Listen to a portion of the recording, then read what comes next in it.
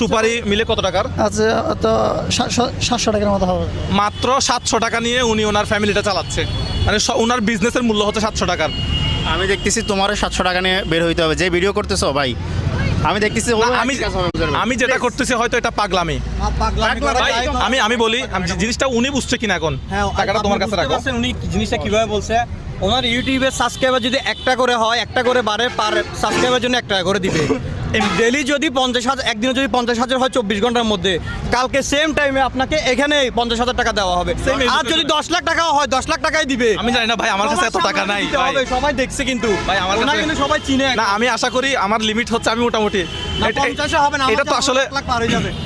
এটা কত হবে এটা দর্শকদের উপর। এই ভিডিও যখন করতেছেন ভাই, এই ভিডিও যখন করতেছেন, আমি মানুষকে অনুরোধ করবো 10 লাখ সাবস্ক্রাইব করেন, পুরো বাংলাদেশের সবাই সাবস্ক্রাইব করেন, আর ওনার ভাগ্যটা পরিবর্তন করে দেন।